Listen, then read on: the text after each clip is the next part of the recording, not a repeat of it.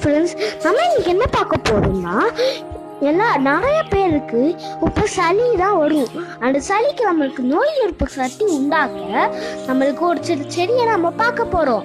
அது என்னென்ன செடி தான் நம்ம வீட்டில் மாடியில் வளர்க்கறது முடியாமான செடி. அந்த செடி நீங்கள் அரைச்சி மிளகு போட்டு சாப்பிட்டா அது நல்லது. இது ஆடாதோடா இது நல்லது. இது மருத்துவ குணமான செடி.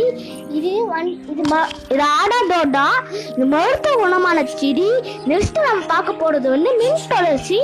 மின் துளசி நம்ம துளசியில ஒரு வகை. இது துளசியில ஒரு வகை. நெக்ஸ்ட் பார்க்க போறது வெத்தலை.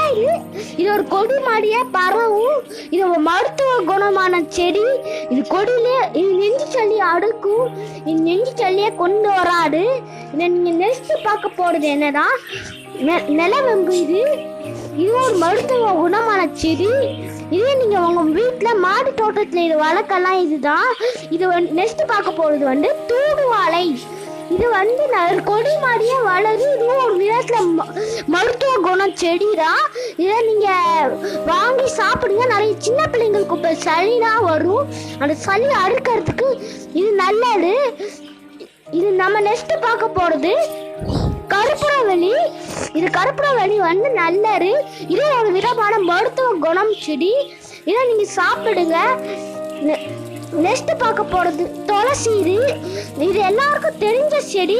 நீங்க இதை அரைச்சி நம்ம வீட்டுல மாடி தோட்டத்துல இந்த எல்லா செடி நம்ம மாடி தோட்டத்துல வளர்க்கலாம்.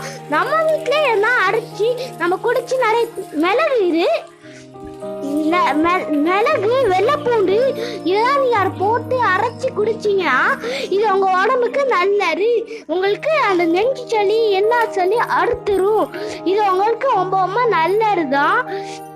இது எல்லாம் ஒரு மருத்துவ குணமான செடி. இது வாரத்துக்கு ஒரு நாள் சின்ன பிள்ளைங்க பெரியவங்க எல்லாரும் நீங்க அரைச்சி நீங்க குடிங்க. இது உங்க உடம்புக்கு நல்லது. உங்களுக்கு நோய் எதிர்ப்பு சக்தி இது உங்களுக்கு உண்டாக்கி தரும். Thank you for Jeron.